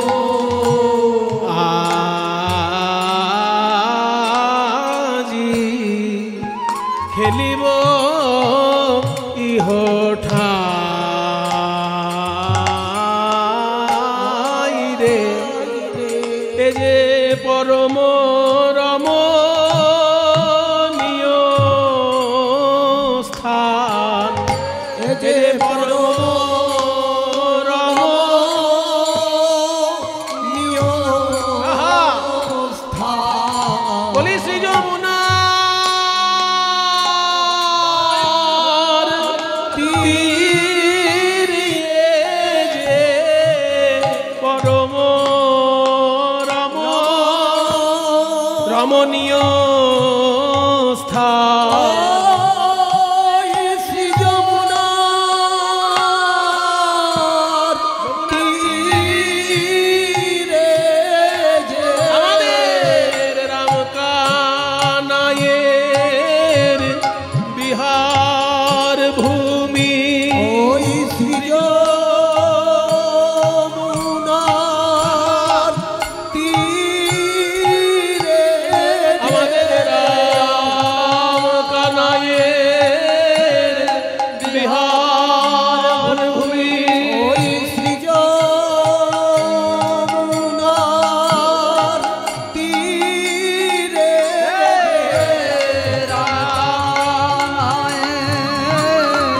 বিহার ভূমি ওই শ্রী যমুনার তীরে আমাদের রামদাই বিহার ভূমি বলি যাই রে শোভার লাই লাই হেইয়া দাদুর গুরু দাদুর গুরু দাদুর গুরু দাদুর গুরু হেইয়া যাই রে শোভার বালাই যাই রে ওই রাম কানায়ের বিহার ভূমি যাই রে শোভার বালাই যাই রে কানায়ের বিহার ভূমি যাই রে শোভার বালাই এ যে পরম রমণীয় স্থান আজি খেলিব ইহ ঠাই রে একটা দুর্লভ গানের রূপ আপনারা শুনলেন সারাং রাগে দাসপেরি তালে গানটি হলো বলছে শ্রী যমুনার তীর রাম কানাইয়ের বিহার ভূমি এই যে পরম রমণীয় স্থান আজকে এখানেই আমরা খেলা করব এই খেলা তো করবি কিন্তু গভীর জঙ্গলে যেন যাবি না আজ আমরা রিভাবটা কমিয়ে রাখো একটু আজ আমরা রাম কানাইয়ের সনে খেলবো রে আজ আমরা উলুধ্বনি। আমরা রাম কানাই সনে খেলবো রে আজ আমরা রাম কানায়ের সনে খেলবো রে। রাম কানাই সনে খেলবো রে খেলা খেলবো রে খেলা খেলবো রে খেলা খেলবো রে খেলা খেলবো রে খেলা খেলবো খেলবো আমরা দূর বনে যাব না খেলবো রে আমরা দূর বনে যাব না খেলবো রে দূর বনে যাব না আমাদের মা মানা করেছে আমাদের মা মানা করেছে ওই দূর বনে যাব না আমাদের মা মানা করেছে ওই দূর বনে যাব না আমাদের মা মানা করেছে খেলা খেলবো রে খেলা খেলবো রে খেলা খেলবো রে খেলা খেলবো রে আমরা রাম কানায়ের সনে খেলবো রে আমরা রাম কানাইয়ের সনে খেলবো রে তাহলে দূর বনে যাব না এখানেই খেলা খেলবো কি খেলা খেলবো সহজ খেলা, কাঁধে করা আর কাঁধে চড়া। তাহলে কাঁধে করবে কে আর কাঁধে চড়বে কে? বলছে কাঁধে চড়ার যদি সুযোগ থাকে, কেউ আর কাঁধে করতে চায় কি? দায়ে না পড়লে কেউ কাঁধে করতে চায় না। তাহলে কে কাঁধে করবে? সবাই বলছে কাঁধে চড়বো চড়বো, করবে কে সেটা কেউ বলছে না। তাহলে লটারি করা হোক, যার কপালে লেখা থাকবে কাঁধে করা, সেই কাঁধে করবে। কার কপালে লেখা আছে? বলে লটারি করো। কজন বন্ধু আছে সেই কজনের সংখ্যার পাতা ছেড়ো। বট পাতা, বংশী বট তলে বসি না, বংশী বট শ্রীকৃষ্ণের খুব প্রিয় জায়গা। যে বট গাছের তলায় বসে শ্রীকৃষ্ণ বাঁশি বাজাতেন সেই বটটার নাম রাখা হয়েছিল বংশী বট। বৃন্দাবনে এখনো সেই বংশী বট আছে। কেশিঘাট, বংশী বট, নিকুঞ্জ কানন, এগুলো সব পরপর নাম আসে। তো সেই বংশী বট যেহেতু বট গাছের তলা, বট গাছের পাতা ছেঁড়া হোক একটা করে। কজন বন্ধু শ্রীকৃষ্ণের? শ্রীদাম, সুদাম, দাম, বসুদাম, সুবল, মহাবল, সুবাহু, মহাবাহু, স্তোককৃষ্ণ, অর্জুন, লবঙ্গ, মধুমঙ্গল। কজন হলো? 12 জন বন্ধু। আরও আছে হলায়ুধ, বরুথপ, গন্ধর্ব, কিঙ্কিনী, অংশুমান, ভদ্রসেন, বসন্ত, বিলাসী, উজ্জ্বল, কোকিল, কলবিঙ্ক, পুণ্ডরিক। কটা নাম হলো? আবার 12 জন। এই 12 জন 24 জন শ্রীকৃষ্ণের বন্ধু। আরও আছে, কিন্তু সেগুলো রাজনীতির বন্ধু। এগুলো হচ্ছে ছোটবেলার খেলার সাথী। আর রাজনীতির বন্ধু যেমন অর্জুন, যখনই রাজনীতির জগতে তিনি চলে গেলেন তখন তো রাজনীতির বন্ধু হয়ে গেল না। পঞ্চপাণ্ডব শ্রীকৃষ্ণের 5 জনই বন্ধু স্থানীয়, তো তার রাজনীতির বন্ধু। কিন্তু খেলার সাথী বন্ধু যারা, তারা 24 জন। আর সঙ্গে রয়েছে দাদা বলরাম। এই বলরাম কৃষ্ণ 2 ভাই আর 24 জন বন্ধু, মোট 26টা বট পাতা ছেঁড়া হলো। তার মধ্যে একটা বট পাতা ছেঁদা করে দেওয়া হলো, ফুটো করে দিল। এবার এই 25টা বট পাতার সঙ্গে এই ফুটো পাতাটাও মিলিয়ে দিয়ে রেখে দেওয়া হলো। সবাইকে বলা হবে একটা করে পাতা তুলে নিতে, চোখ বেঁধে একটা করে পাতা তুলে নেবে। যার কপালে ওই ছেঁড়া পাতা আছে সেই হবে চোর। এবার সবাই একটা করে পাতা তুলে নিয়ে আগে চোখ খুলে দেখছে, ছেঁড়া পেলাম না ছেঁদা পেলাম, ছেঁদা না ভালো পাতা পেলাম। সবার যখন দেখা হয়ে গেছে, কৃষ্ণও পাতা তুলেছে, কিন্তু কৃষ্ণ অন্যের খবর নিচ্ছে, নিজের পাতাটা দেখছে না। এই সুদাম, তুই কেমন পেয়েছিস? সুদাম, সুবল, আমিও ভালো পেয়েছি। তুই তুই আমিও ভালো। সবাই তো ভালো পাতা পেয়েছে। এবার সবাই বলছে কানাই তোর পাতাটা দেখি।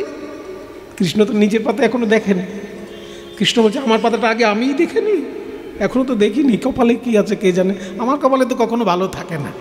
ছোটবেলা থেকে যত রাজ্যের অসুর আমার পেছনে লেগে রয়েছে।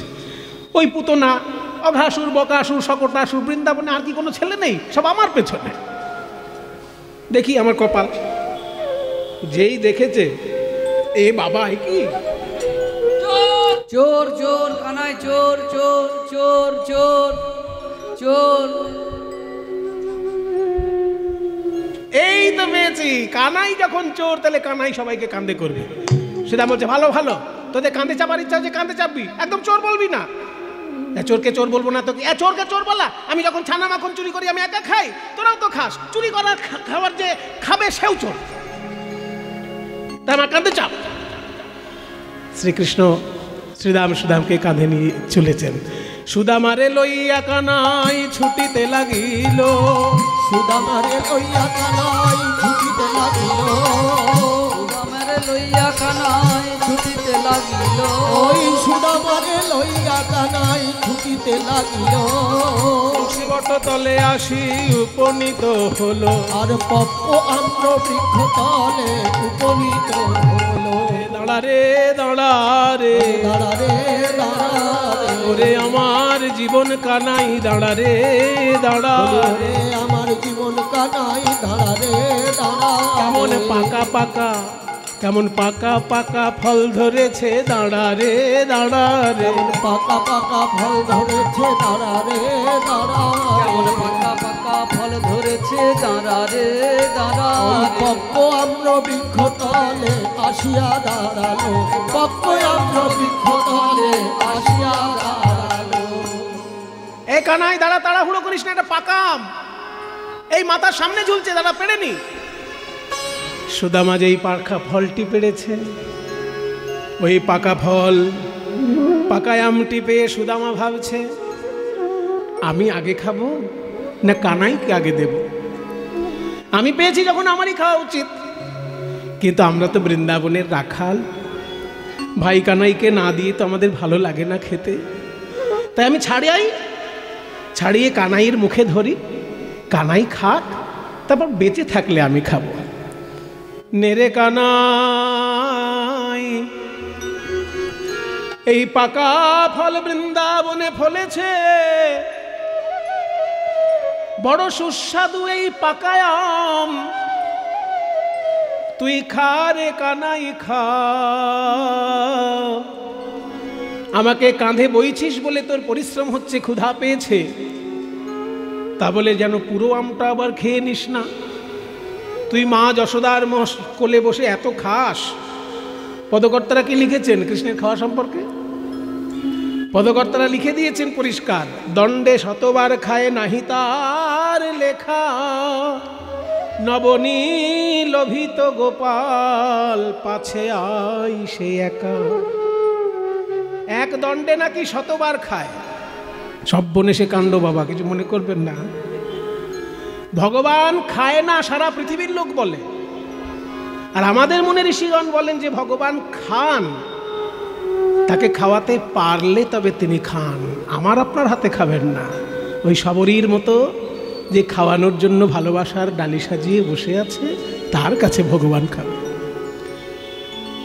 দণ্ডে শতবার মানে কি? এক দণ্ড মানে কি? জ্যোতিষীরা বলেন এক দণ্ড মানে 24 মিনিট, 24 মিনিটে এক দণ্ড। আর শ্রীকৃষ্ণ মা যশোদার হাতে খেতে এতই ভালোবাসেন, 24 মিনিটের মধ্যে 100 বার খাচ্ছেন। 100 গ্রাস 24 মিনিটের মধ্যে শেষ। তাই বলে কানাই রে তুই তো খেতে বড় ভালোবাসিস, কিন্তু আমাকে কাঁধে নিয়েছিস বলে আরো ক্ষুধা পেতে পারে। আবার বৃন্দাবনের গাছ পাকা আম তোর সেবার জন্যই প্রকৃতি ফলিয়ে রেখেছে, ভালো লাগলে ক্ষুধা পেলে আমটা খাবি রে কানাই, কিন্তু দেখিস গোটায় আমটা যেন খাস না, অন্তত এক কামড় যেন আমার জন্য রাখিস। কেন বলি জানিস কানাই, তোরে ঠো বড় মিঠো লাগে ভাই রে কানাই। ও বড় মিঠো লাগে ভাই রে কানা, তোর এঠো বড় মিঠো লাগে ভাই রে কানা। তোর বড় মিঠো লাগে ভাই রে কানা। আমরা খাইতে বড় সুখ পাই, তাই তো এঠো কানাই রে খাইতে বড় সুখ পাই, তাই তো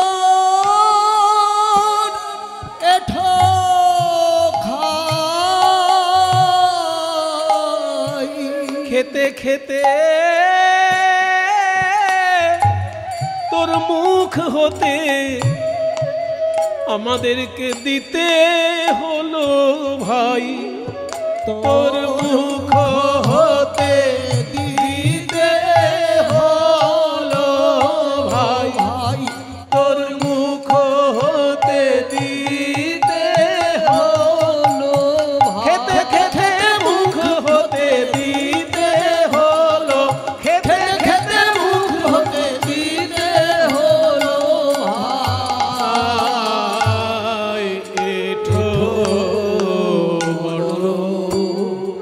মিঠো লাগে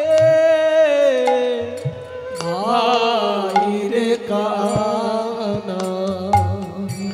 আচ্ছা আচ্ছা, একটা কথা বলতো সুদামা, আমটা কি আমার এঁঠো বলে ভালো লাগছে না আমটা মিষ্টি বলে ভালো লাগছে? ঠিক করে বল। যদি বলিস মিষ্টি বলে ভালো লাগছে তাহলে গাছে আরো পাকা আম আছে, খেয়ে নে। আর যদি বলিস আমার এঁঠো বলেই ভালো লাগছে তাহলে আমার আরেকটা কথা বলার ইচ্ছা আছে। আরে কানাই, পাকা আম, গাছ পাকা আম কার না ভালো লাগে? গাছ পাকা আম তো মিষ্টি হবেই, কিন্তু মিষ্টি বলে নয়, তোর এঁঠো বলে যেন বেশি ভালো লাগছে। কেন? কারোর কারোর এঁঠোর মধ্যে অমৃত মিশে যায়। যেমন ধরুন কোনো পেয়ারা যদি পেকে যায়, পাকা পেয়ারা খেতে ভালো লাগে, কিন্তু পাকা পেয়ারাকে যদি টিয়া পাখিতে একটু ঠুকরে দেয়, দেখবে সেই টিয়া পাখি ঠোকরানো পেয়ারাটা যেন গাছের মধ্যে সব থেকে বেশি মিষ্টি পেয়ারা। অত মিষ্টি আর কোনো পেয়ারা হবে না। তাহলে এটা টিয়া পাখির ঠোঁটের গুণ, সে ঠুকরে দিয়েছে বলে পেয়ারাটা বেশি মিষ্টি হয়ে গেছে। ঠিক তেমনি কানাই, তোর ঠোঁটে বোধহয় কোনো গুণ আছে। কোনো খাবার তুই খেয়ে দিলে সেটা যেন আরো বেশি সুস্বাদু মনে হয়। তোর মুখে কিছু অমৃত আছে বোধ হয়। ও রাঙায় ধরো ধরো মাঝে না জানি কি সুধায় আছে ওরা ধরো মাঝে জানি না কোন বিধি বিধি বিধি করেছিল রাঙায় ধরো মাঝে জানি না কোন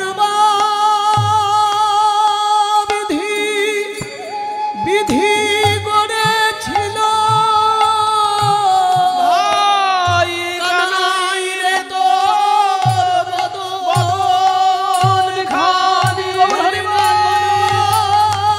বিধি বিধি করে করেছিল ভাই রে তোর বদন জানি না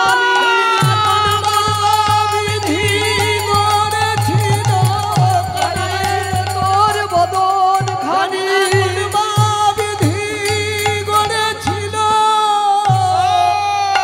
ওরা ধরো মাঝে না না জানি কি সুধা সুধায় আছে ভাই কানাই রে তোর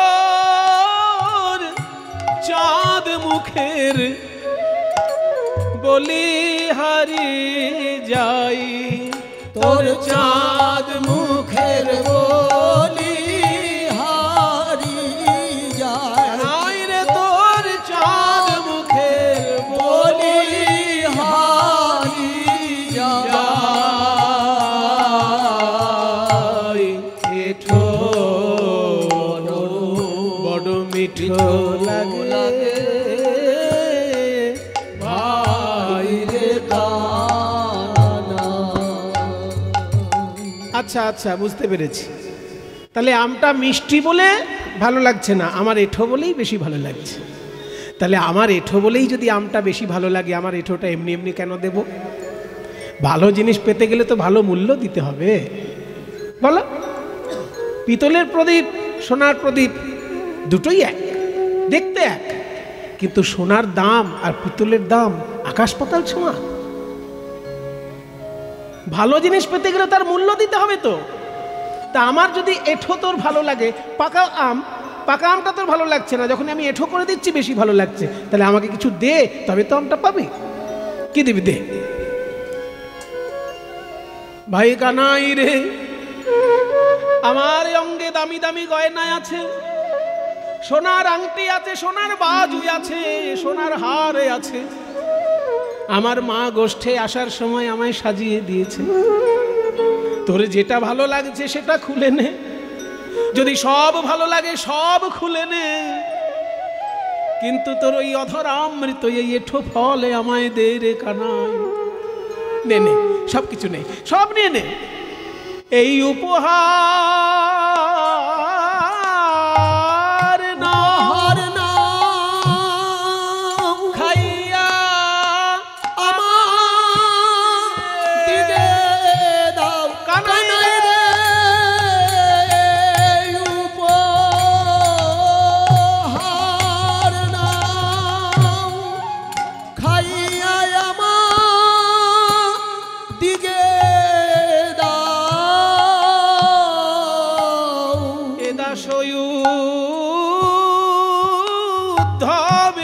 মোরা কিছু দিতে চাই।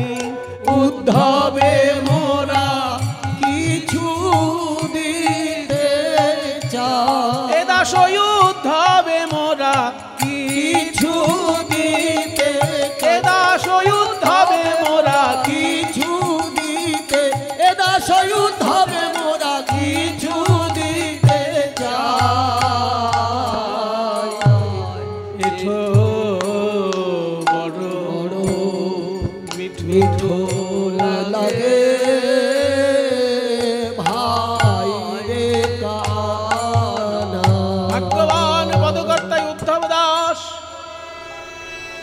এক পাশে দাঁড়ায় বলে, হে সুদামা, তুমি আমার গোবিন্দের অধরামৃত সুধা প্রাণ ভরে আস্বাদন করো। ওই এঠো ফল ভাই কানাইয়ের থেকে তুমি প্রাণ ভরে খাও। কিন্তু এই যে দেখো, আমি আঁচল পেতে দাঁড়ায় আছি, আম খাবার পর ওই আঁটিটা যেন এদিক ওদিক ফেলে দিও না।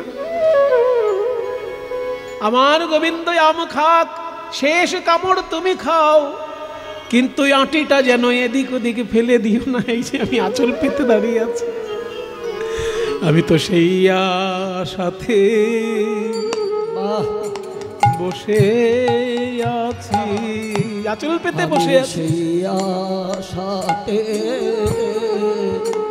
বসে আছি, সেই আশাতে বসে আছি। প্রসাদের কণা প্রসাদ পাবো বলে সেই আশাতে বসে আছি। প্রসাদের কণা প্রসাদ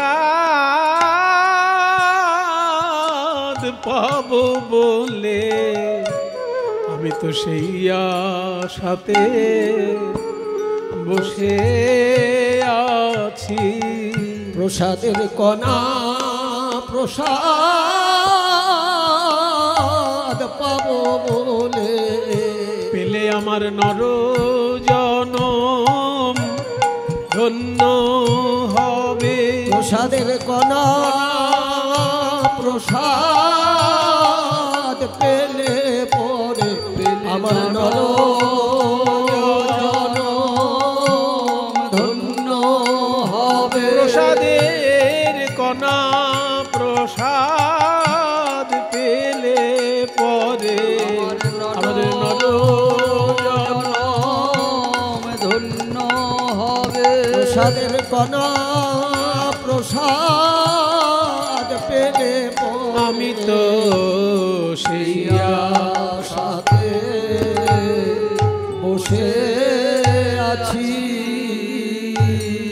তোর এঠো বড় মিঠো লাগে ভাই ভাই রে রে কানা।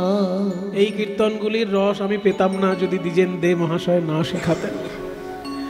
ভাগ্যিস এই রকম গুরু আমার জীবনে পেয়েছিলাম, তা নাহলে কীর্তন নিয়ে হয়তো সারা জীবন ব্যবসা হতো, কোনোদিন রস আস্বাদন হতো না। কীর্তন নিয়ে ব্যবসা করা খুব সহজ, কিন্তু কীর্তন শেখাটা সহজও নয় আর অল্প ভাগ্যের কথাও নয়। ভাগ্য ভালো না থাকলে এইরকম গুরু পাওয়া যায় না। দ্বিজেন দে মহাশয়কে ভাগ্যিস জীবনে পেয়েছিলাম, তা নাহলে এরকম একটা সুন্দর কীর্তন গান আছে আমার কোনোদিন জানাই থাকতো না। সারং রাগে কি সুন্দর দাসপিড়ি গান, নানা রকম সুর, অথচ সারানোর আগে দাসপিড়ি গান, এগুলো সব দ্বিজেন্দ্রী মহাশয়ের শেখানো। এঠো বড় মিঠো লাগে ভাই রে কানায়।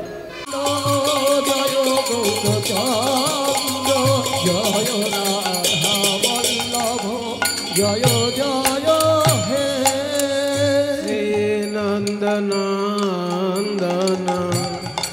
গোপীজন বল্লভ রাধা নায়ক নাগর শ্রী নন্দন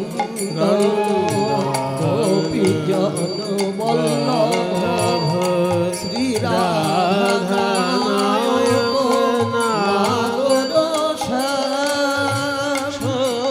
শচীনন্দন নদিয়া পুরন্দর শচীনন্দন নদিয়া পুরন্দর সুর নর মুনি মন মোহন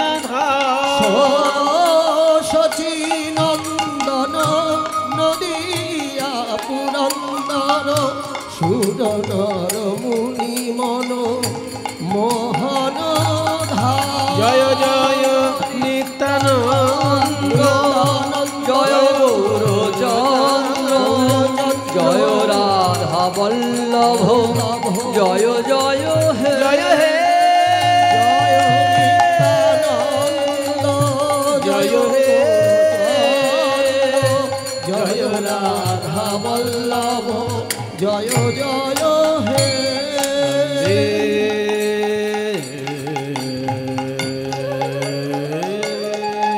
हम श्री गुरो श्री युद्धपद कमला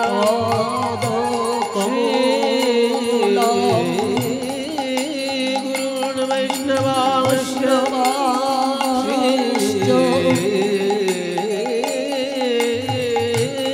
रूपं साग्रजातं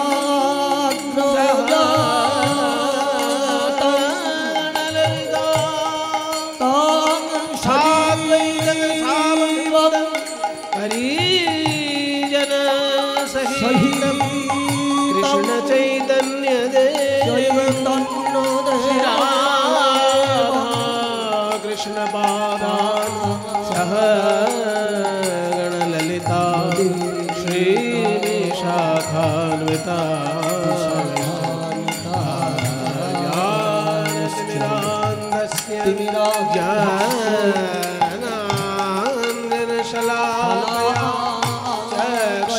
मिलितं येन तस्मै श्री गुरवे वृन्दाय तुलसी देव्यै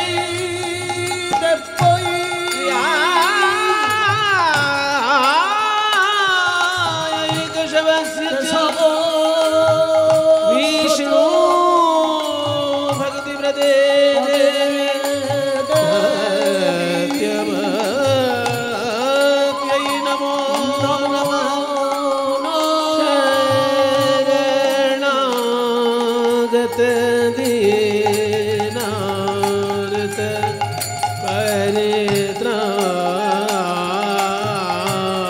परित्राणपरायणे सर्वस्यार्थे हरे देवी नारायण नमोस्तुते। ॐ नमः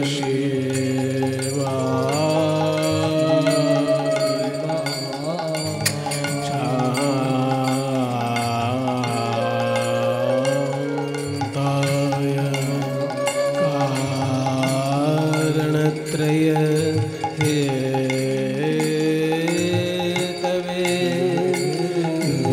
निवेदयामि चात्मानं प्रङ्गति परमेश्वर। सर्वब्राह्मणेभ्यो नमः सर्ववैष्णवेभ्यो नमः पितृमातृचरणेभ्यो नमो नमः।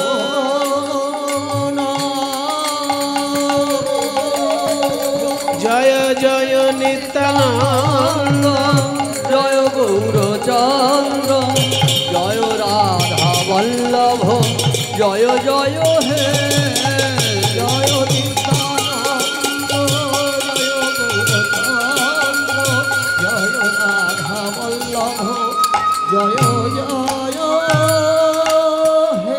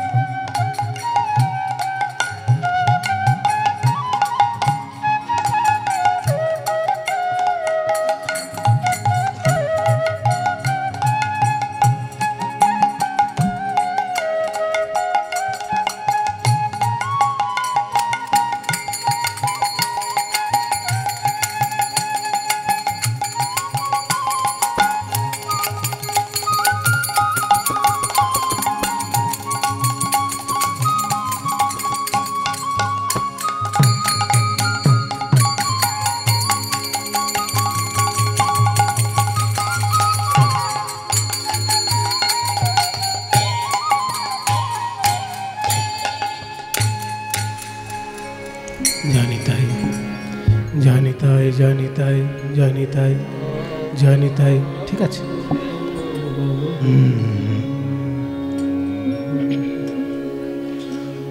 ওই আহারে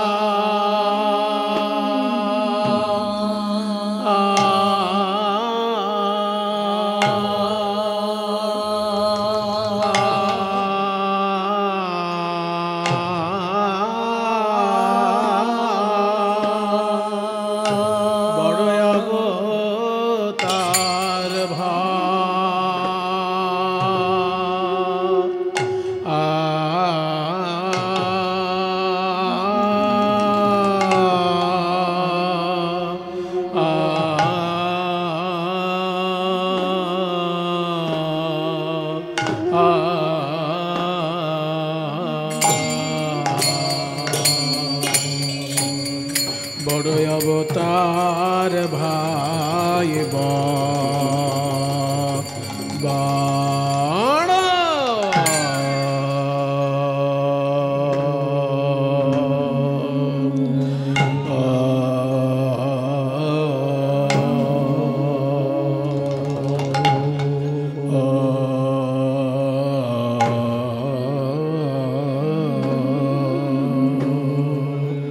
বড়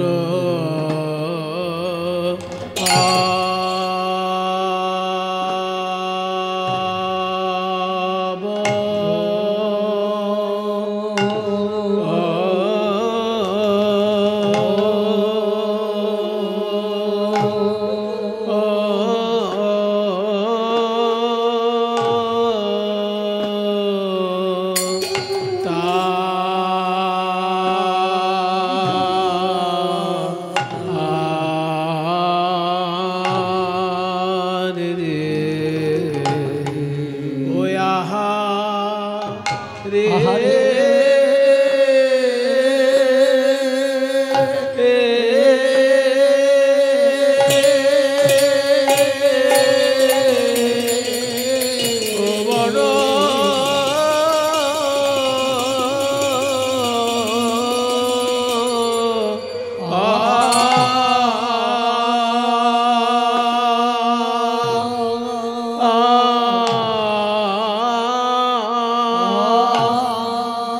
বড় অবতার ভাই এমন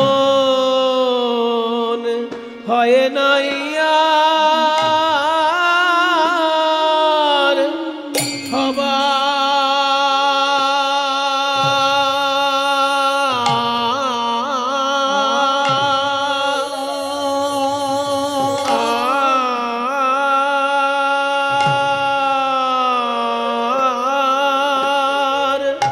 হবার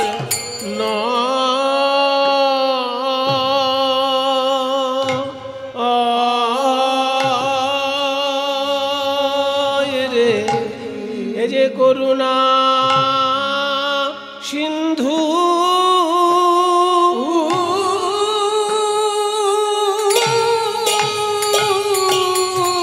করুণা সিন্ধু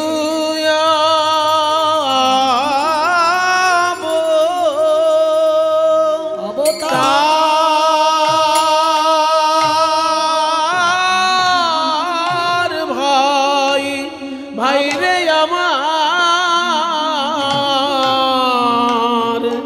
এমন হয় নাই আর হবার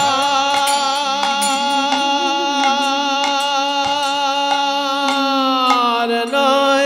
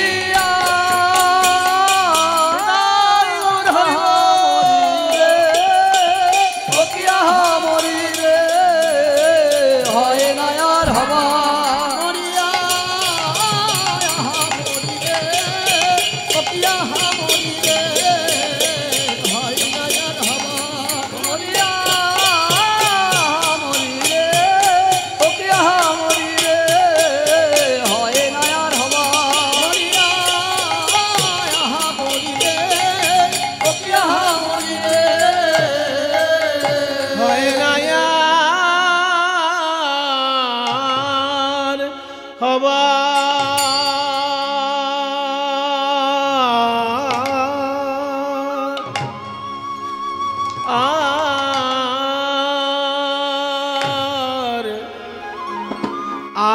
হবার নয়,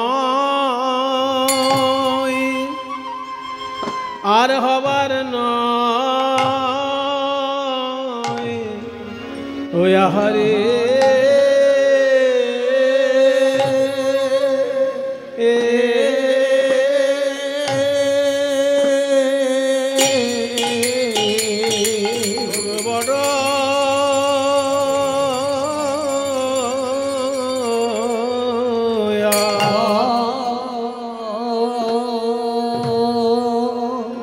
প্রভু আমার বড়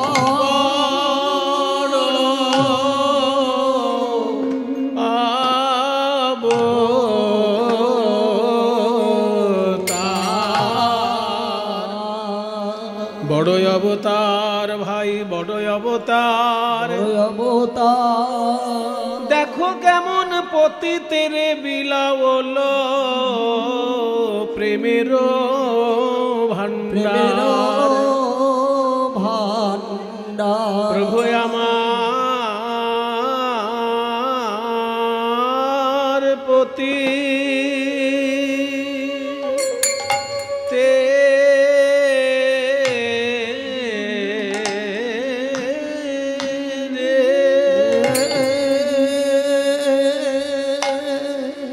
তেরে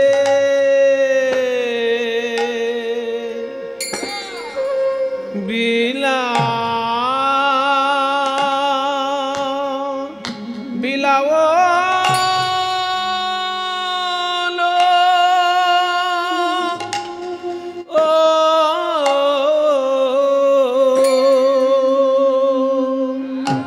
পতিতের বিলাওল প্রেমে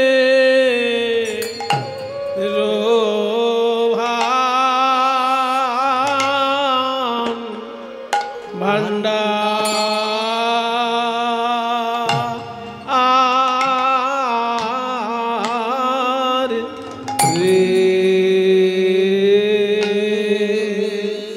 প্রভু আমার পতিতে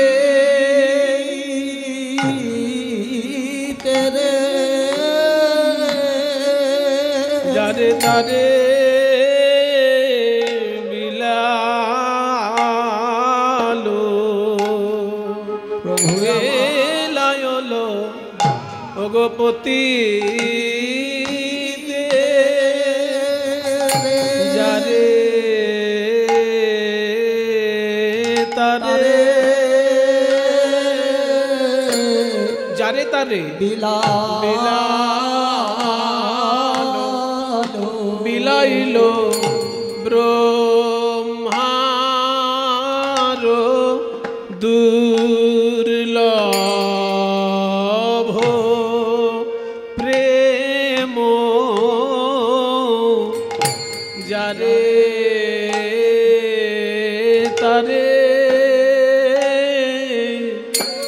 বিলালো ব্রহ্মার দুর্লভ প্রেম। কোথায় পতিতে আছে খুঁজে খুঁজে ব্রহ্মার দুর্লভ প্রেম। কোথায় পতিতে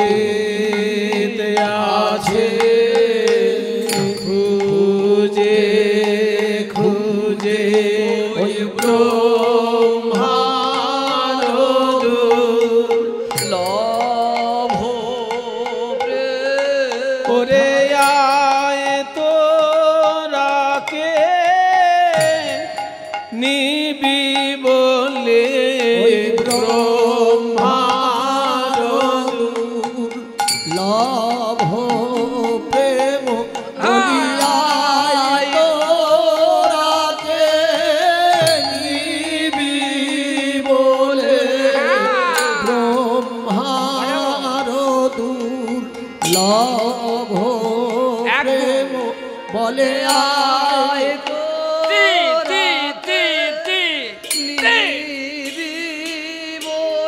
বলি ব্রহ্মার দূর লভ প্রেম বলি আয় তোরাকে নিবি বলে ব্রহ্মার দূর লভ বলি আয় তোরাকে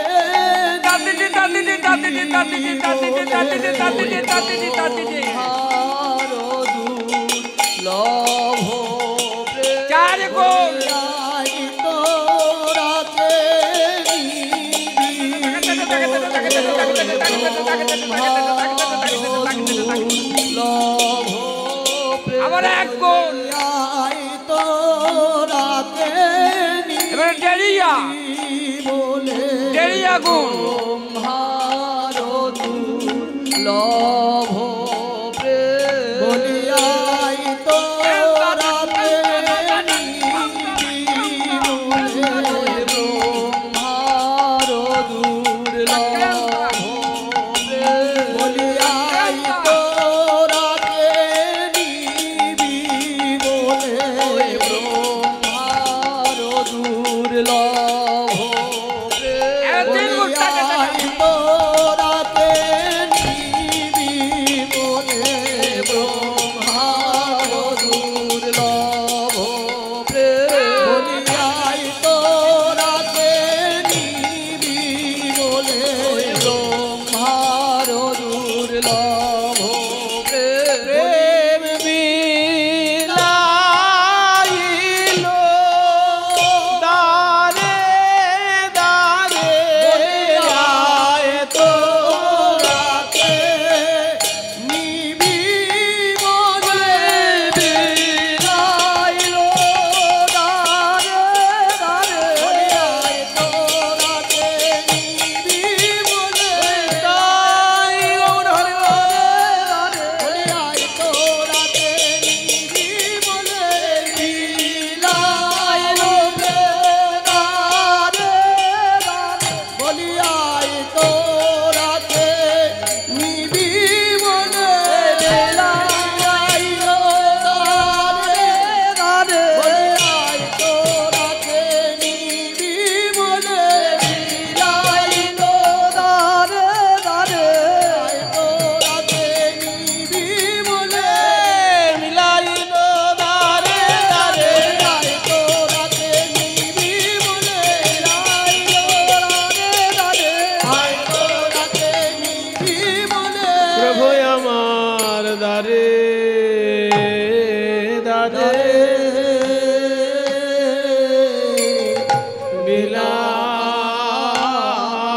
বিলালো। এবার ছোট একতালি ও পতি রে বিলাওলো প্রেমের ভান্ডার রে। আমার পতিতে রে বিলাওয়ালো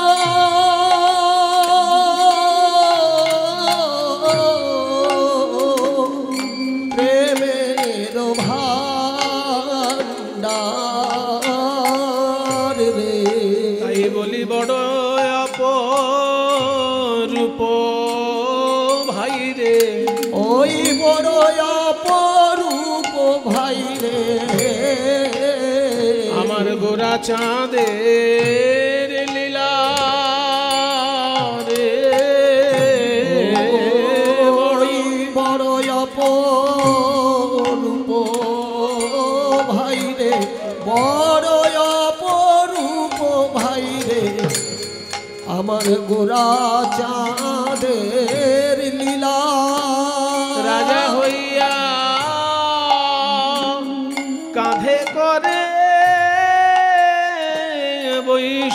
বেরো ঝোলা রে। ওই রাজা হইয়া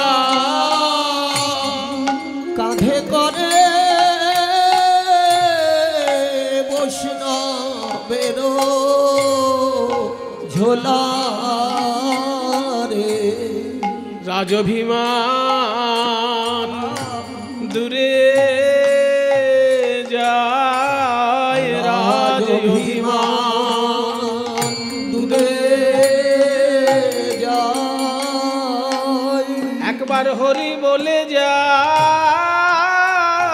পানে চাই তার রাজ অভিমান দূরে যায়। একবার হরি বলে যার পানে চাই তার রাজ অভিমান রে যায়। সে তখন কেঁদে কেঁদে ধুলায় লুটায়, কেঁদে কেঁদে ধুলাই লুটায়। কেঁদে কেঁদে ধুলায় লুটায়। কেঁদে ধুলাই লুটায়।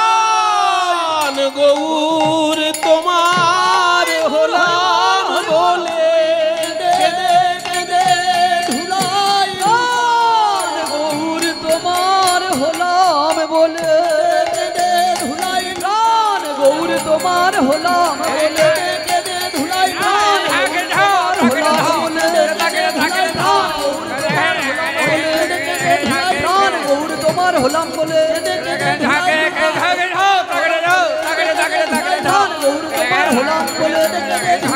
গৌর তোমার হলাম বলে, প্রাণ গৌর তোমার হলাম বলে, প্রাণ গৌর তোমার হলাম বলে, প্রাণ গৌর তোমার হলাম বলে, প্রাণ গৌর তোমার হলাম বলে, প্রাণ গৌর তোমার হলাম বলে, রাজ অভিমান দূরে যায়। ওই রাজা হইয়া কাঁধে করে বৈষ্ণবের ঝোলা রে।